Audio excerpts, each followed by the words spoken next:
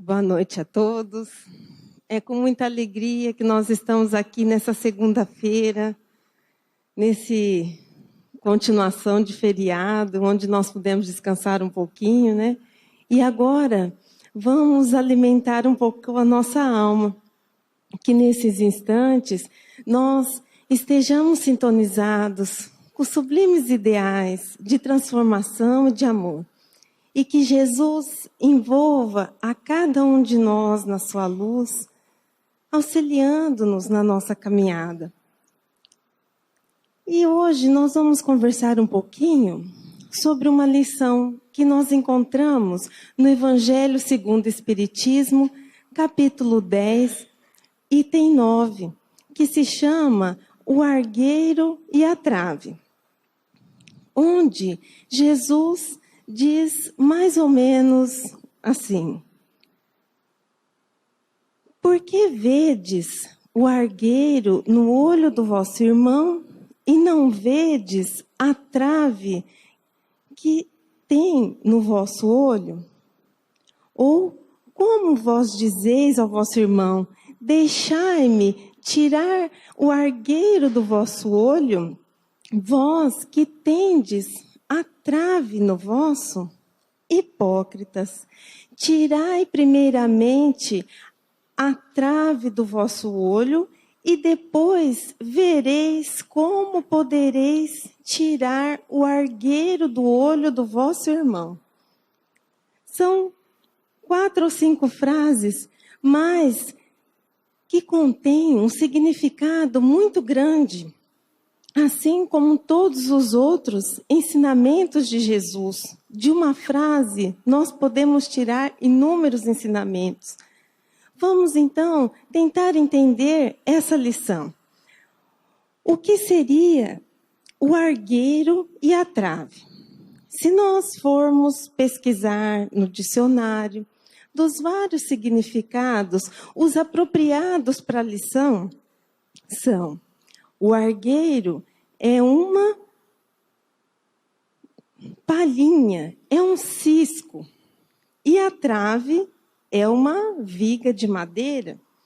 A primeira conclusão que nós tiramos, então, é que o argueiro é uma coisa minúscula. E a trave já é uma coisa de grande porte. E o argueiro e a trave significam, além disso, os nossos defeitos, as nossas imperfeições.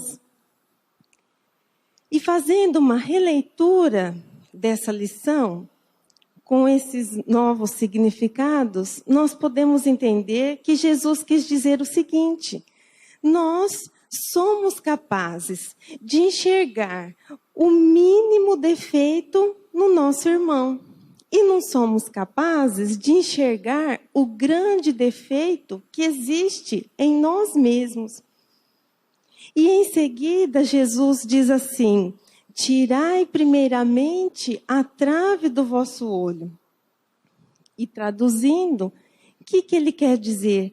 Para nós tirarmos as grandes imperfeições que trazemos conosco. Mas como que nós tiramos as nossas imperfeições? Como que nós livramos dos nossos defeitos? Não tem outro caminho senão a reforma íntima, senão a nossa transformação. E em seguida, ele nos diz: e assim vereis como podereis tirar o argueiro do olho do vosso irmão. O que ele quis dizer com isso? Nos transformando, nós então poderemos auxiliar o nosso irmão a se transformar. E o mais importante dessa frase é porque Jesus não quis dizer que nós precisamos nos transformar para transformarmos o nosso irmão. Ele quis dizer que é necessário nós nos transformarmos para auxiliarmos o nosso irmão a se transformar, porque cada um transforma a si mesmo, ninguém muda a ninguém. E fica mais fácil nós auxiliarmos os nossos irmãos, por quê? Porque nós já sabemos o caminho percorrido, nós poderemos dividir as experiências, nós podemos também dar conselhos e até compreendermos a dificuldade que é a transformação. Nós saberemos ajudar melhor o nosso irmão. E aí? E essa tão famosa reforma íntima? Quantos aqui já não vieram à casa espírita e já não assistiram palestras sobre reforma íntima? Quantos livros que nós pegamos para ler e eles também nos fazem o convite à reforma íntima. Mas como que a gente faz? Por onde que a gente começa? Só de pensar, a gente já se arrepia. Fala, é uma coisa muito difícil, eu acho que eu não dou conta, não. Nós damos conta, sim. Todos nós, se quisermos, somos capazes de nos transformar. Nós, pela história, tivemos inúmeros exemplos de pessoas que verdadeiramente se transformaram. O apóstolo Paulo era Saulo, perseguia Jesus. Depois, com a sua conversão, foi um dos maiores divulgadores do cristianismo. Santo Agostinho também, durante 33 anos, viveu distante da doutrina cristã e depois se converteu e deixou um lindo legado, tanto na filosofia, divulgando o cristianismo na sua época. E nós também conseguimos. Mas primeiro, qual seria o primeiro passo? Primeiro passo, nós precisamos desejar a mudança. Eu quero mudar. Eu quero ser uma pessoa melhor para o mundo. O segundo passo, reconhecer a necessidade da mudança. Eu reconheço que eu preciso mudar. Do jeito que eu estou, com os hábitos que eu estou sendo, quem eu estou sendo um fardo para as pessoas que estão à minha volta, eu estou sendo infeliz, eu estou fazendo as pessoas à minha volta infelizes. E qual seria a próxima etapa? A próxima etapa seria o autoconhecimento. Nós precisamos nos conhecer. Saber quem nós somos, escutar os nossos pensamentos, os nossos sentimentos.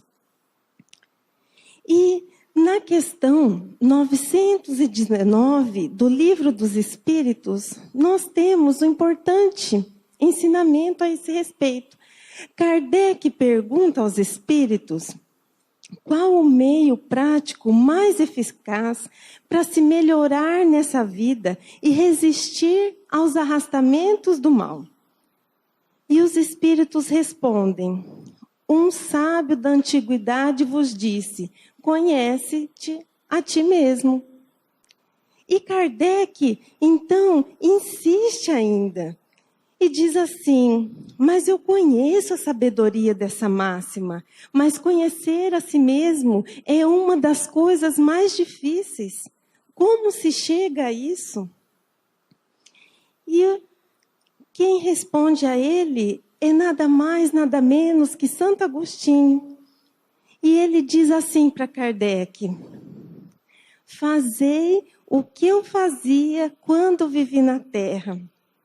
Ao fim de cada dia, eu me perguntava, eu interrogava a minha consciência, repassava o que eu havia feito, perguntava se eu não tinha deixado de cumprir algum dever e se alguém tinha alguma coisa a reclamar de mim. Foi assim que eu passei a me conhecer e ver o que em mim necessitava de reforma. Então, nada mais é do que a gente, ao fim do dia, nos minutinhos que antecedem ao nosso sono, lembrarmos: o que eu fiz mesmo hoje? Como foi o meu dia? Será que eu magoei alguém? Será que eu deveria ter feito alguma coisa e não fiz? Não só nas obrigações diárias, mas de acordo também com a nossa consciência cristã, o autoconhecimento é primordial para aquele que quer se transformar. E depois, conforme nós vamos nos conhecendo, nós também precisamos buscar o conhecimento fora. O conhecimento da doutrina espírita, do Evangelho de Jesus. Porque esse conhecimento vai fazer com que nós tenhamos outros horizontes, nós enxerguemos a verdadeira realidade da vida. E aí nós passamos a desprezar aquelas coisas que quase não têm importância e que às vezes nós damos tanto valor, e nós passamos a valorizar o que realmente importa na nossa vida.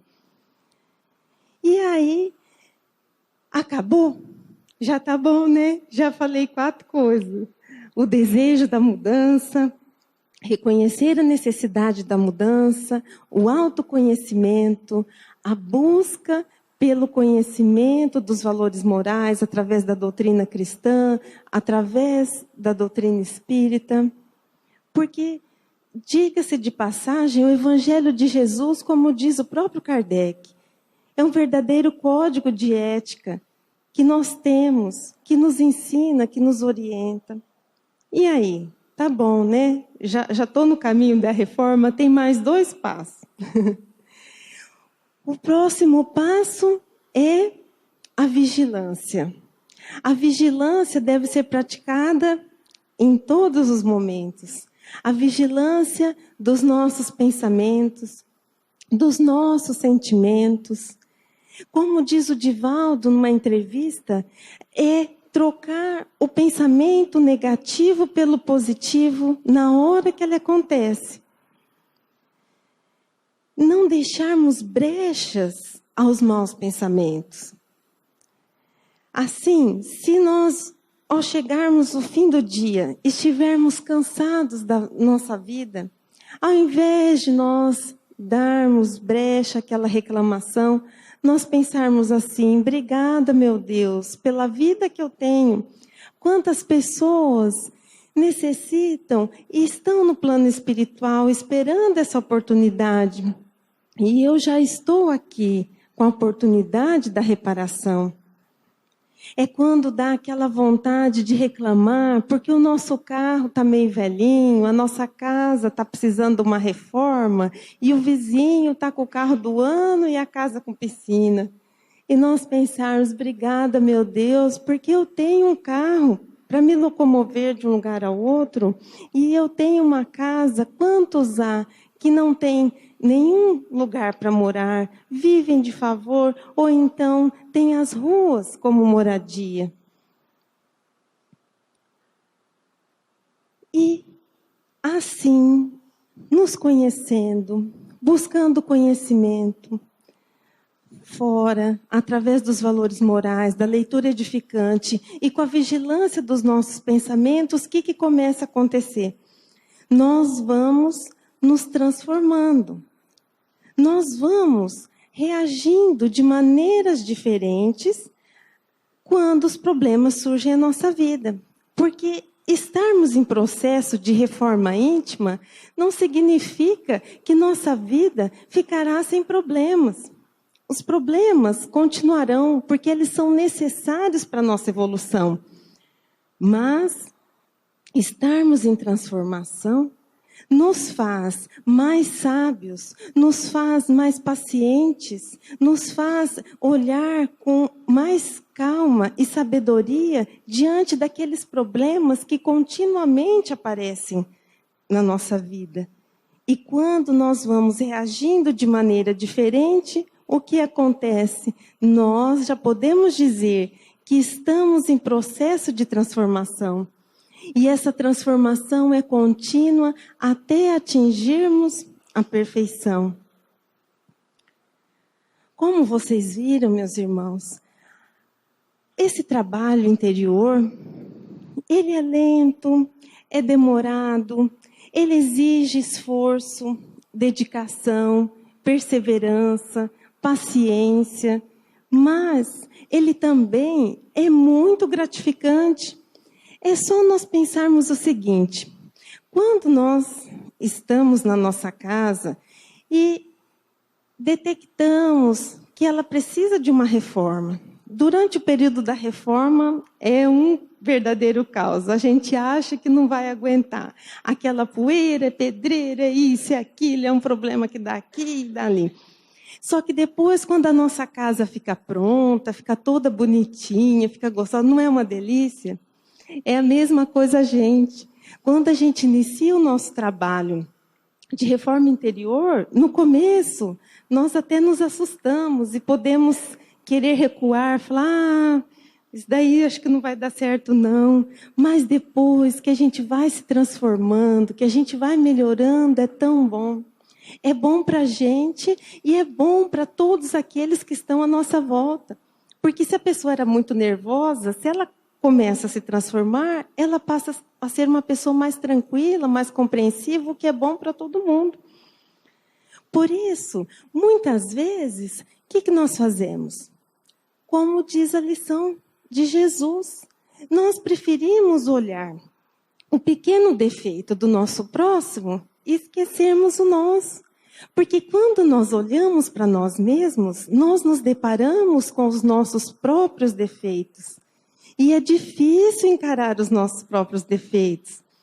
Porque quando nós encaramos, o nosso orgulho muitas vezes tenta disfarçar. Não, eu não sou assim, não. Mas nós somos, todos somos imperfeitos. Nós precisamos olhar para o nosso defeito e aceitá-lo. Mas como assim aceitá-lo? Você não acabou de falar que a gente precisa se transformar? Mas aceitar o defeito é reconhecer que todos nós somos portadores de defeitos e que esses defeitos necessitam ser trabalhados. E por isso que Jesus realça o cuidado que devemos ter ao olhar para o defeito do nosso próximo, porque se nós simplesmente olhássemos o defeito, estava bom. Mas o que nós fazemos? Nós, além de olhar o defeito, nós partimos para o julgamento. O julgamento é a emissão de uma opinião, a emissão de um juízo de valor. Nós chegamos a condenar, sentenciar contra nosso irmão por causa de uma atitude que ele tem em relação a nós. Nós já nos achamos do direito de dizer assim: ah, esse daí não tem jeito, não. Esse daí não tem conserto, é uma pessoa ruim. Quando desencarnar, o lugarzinho do umbral dele já está garantido. Meus queridos, quem somos nós? Vai saber se no umbral não tem um lugar até maior para nós. Porque todos nós estamos aqui para evoluir. E quando nós julgamos também, muitas vezes a gente se alia a um outro sentimento muito ruim, incompatível com o cristão, que é a arrogância. A arrogância nada mais é do que a apropriação da verdade, a necessidade de estar sempre com a razão. Muitas vezes nós julgamos de maneira a diminuir o nosso irmão para sentirmos melhores. Muitas vezes nós nos sentimos melhores à custa de um julgamento indevido do nosso irmão, quando nós deveríamos nos sentir melhores à custa do nosso esforço em nos transformar, em ser pessoas melhores. E muitas vezes, no nosso julgamento, nós tentamos influenciar a opinião das outras pessoas que estão ao nosso redor a respeito daquele irmão que nos prejudicou. Quer ver quando alguém faz alguma coisa para a gente? Nossa, aí a gente fica. Aí a gente fala para o pai, para a mãe, para o vizinho, para o namorado, para o periquito, para o papagaio, para o cachorrinho, e a gente quer que todo mundo tenha aquela opinião.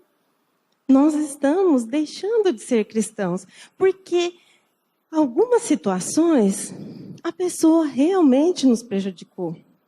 Algumas situações, o defeito é visível.